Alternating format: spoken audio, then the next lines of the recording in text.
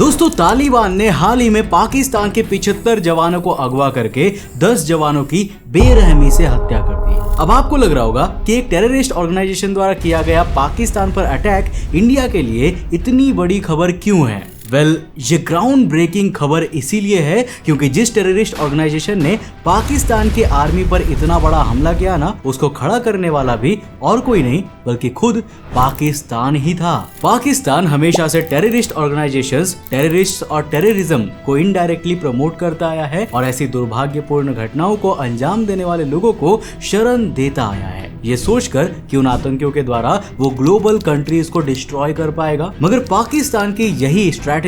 अब उस पर बैकफायर कर रही है और जिन आतंकवादियों को पाकिस्तान ने सालों पहले शरण दिया था ना, अब वो उसी के ऊपर हावी भी हो रहे हैं। ऐसी खबरों के बीच ऑलरेडी इकोनॉमिक क्राइसिस से जूझ रहा पाकिस्तान क्या हमेशा के लिए बर्बाद हो सकता है। और सबसे चिंता की बात तो ये है कि पाकिस्तान में बढ़ता टेररिज्म इंडिया को किस तरह से इफेक्ट करेगा। आज के इस वीडियो में हम इसी के ऊपर डिटेल में बात करने वाले हैं। तो हेलो गाइस, मैं हूं कौशिक और चलिए शुरू करते हैं एक और नए एपिसोड को। बेसिकली दोस्तों, इस कहानी की शुरुआत होती है साल 1990 के दशक में, जब अफगानिस्तान में अराजक तत्वों का समूह एक साथ आकर वहां पर एक्सट्रीमिस्ट इस्लाम का प्रमोशन करने लगता है। धीरे धीरे इसी विचारधारा ने एक आतंकवादी आंदोलन को चिंगारी दे दी, जिस आंदोलन का नाम रखा गया Taliban, which is Pashto for students. अब इस इस्लामिक विचारधारा ने धीरे धीरे एक सिविल अनरेस्ट का रूप ले लिया, जिसे पहले तो सरकार और वहां की आर्मी ने खूब दबाने की कोशिश की। लेकिन दिसंबर 1991 में जब सोवियत संघ खत्म हुआ तो अफगानिस्तान की गवर्नमेंट, जिसे सोवियत द्वारा ढेर सारी मदद मिला करती थी, उसकी रीढ़ की हड्डी चरमरा गई। अब पहले से ही सिविल अनरेस्ट की समस्या से जूझते हुए अफगानिस्तान पर जब इतनी बड़ी पॉलिटिकल जिम्मेदारी आई तो वहां की सरकार इतनी सारी समस्याओं को एक साथ कंट्रोल नहीं कर पाई और अंत में कमजोर अफगानिस्तान पर तालिबान ने टेक ओवर कर लिया और अपने आतंकवादी इरादों से तालिबान अफगानिस्तान को पूरी तरह इस्लामिक स्टेट में कन्वर्ट करने लगा, जिसमें शरिया कानून चलता हो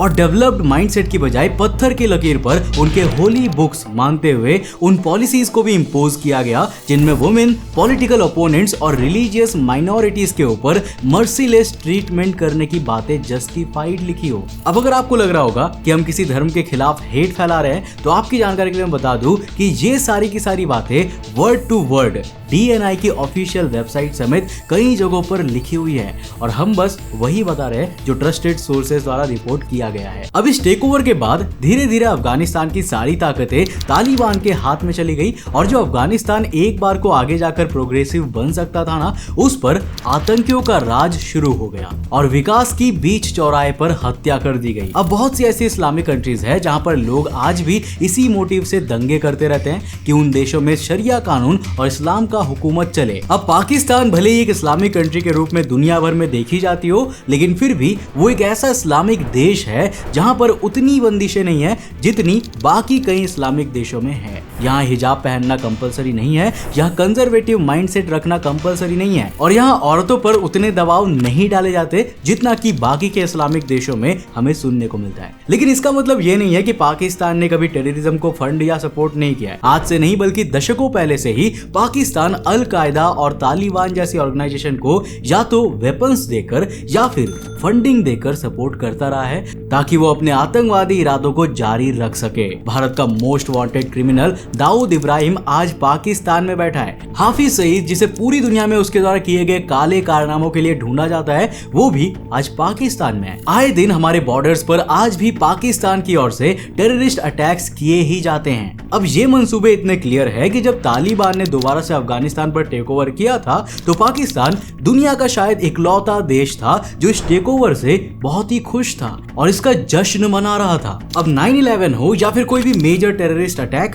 उसके बारे में रिसर्च करने बैठो तो उसका लिंक पाकिस्तान पर जरूर पहुंच जाता है और पाकिस्तान ने हमेशा से इन टेररिस्ट ऑर्गेनाइजेशन को सपोर्ट किया, ये सोचकर कि उनका इस्तेमाल करके उस पर कोई डायरेक्ट क्रेडिबिलिटी नहीं आएगी और वो ग्लोबल पावर में मौजूद कंट्रीज को कमजोर भी कर देगा। अब इनिशियली पाकिस्तान को ये एक विन विन सिचुएशन लगी, मगर श्रीमद् भगवत गीता में लिखा है कि बुरे कर्म का नतीजा हमेशा बुरा होता है और पाकिस्तान को कहीं ना कहीं आज अपनी ही दवा का स्वाद चखना पड़ रहा है। साल 2007 में कुछ मिलिटेंट्स का ग्रुप जो सालों से तालिबान और अलकायदा के साथ लड़ रहा था, वो एक साथ पाकिस्तान के खिलाफ आ गया, इस इरादे से कि पाकिस्तान में भी वापस से इस्लाम और शरिया का परचम बुलंद किया जा सके। और कुछ ऐसे ही इरादों से फाउंडेशन हुई तहरीक-ए-तालिबान-ए-पाकिस्तान की, जिसे पाकिस्तानी तालिबान भी कहा जाता है। अब इस ऑर्गेनाइजेशन का सिर्फ एक ही मकसद था, साम दाम दंड भेद किसी भी तरह से पाकिस्तान में भी वही रूल लागू करना जो तालिबान ने अफगानिस्तान में लागू किया है।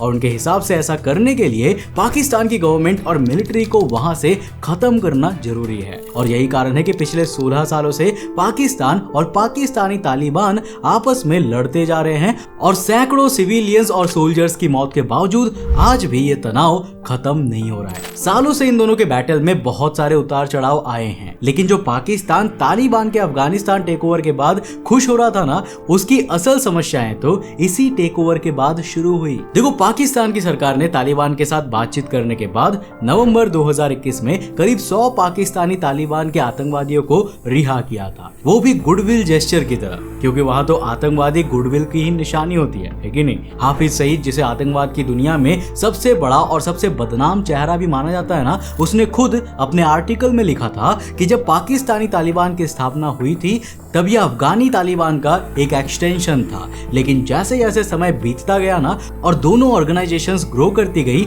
वैसे वैसे पाकिस्तानी और अफगानी तालिबान का संबंध सिम्बायोटिक हो गया, जिसके तहत दोनों एक दूसरे की मदद करने लगे। अब इस संबंध के अंतर्गत जहां अफगानी तालिबान पाकिस्तानी तालिबान को वेपन्स और आर्म्स का सपोर्ट प्रोवाइड करता था, तो वहीं पाकिस्तानी तालिबान अपनी तरफ से मैन पावर अफगानी तालिबान को देता था, जिससे कि वो इंटरनेशनल अलायंसेस के खिलाफ लड़ सके। इसके अलावा जब अमेरिका अफगानिस्तान को डोमिनेट कर रहा था ना, तो अफगानी तालिबान के आतंकवादी पाकिस्तान के उन इलाकों में छुपने आते थे जहां टीटीपी का दबदबा था, और जब पाकिस्तानी तालिबान पर दबाव बढ़ा करता था ना, तो वो अफगानिस्तान में चले जाते थे। अब सबसे बड़ी दिक्कत तो ये है कि जब अमेरिका ने अफगानिस्तान से कंप्लीट विथड्रॉ किया, तो उसके ज्यादातर हथियार अफगानिस्तान में ही रह गए, जिन्हें वापस वहां से लाना संभव नहीं था। और देखो, तालिबान इतना सीधा तो है नहीं कि हाईटेक हथियारों को देखकर उसे वापस से भेजने के इनिशिएटिव लेने लगेगा। एज ए रिजल्ट, ये हाईटेक हथियार जो एक बार में बहुत ज्यादा तबाही मचा सकते हैं,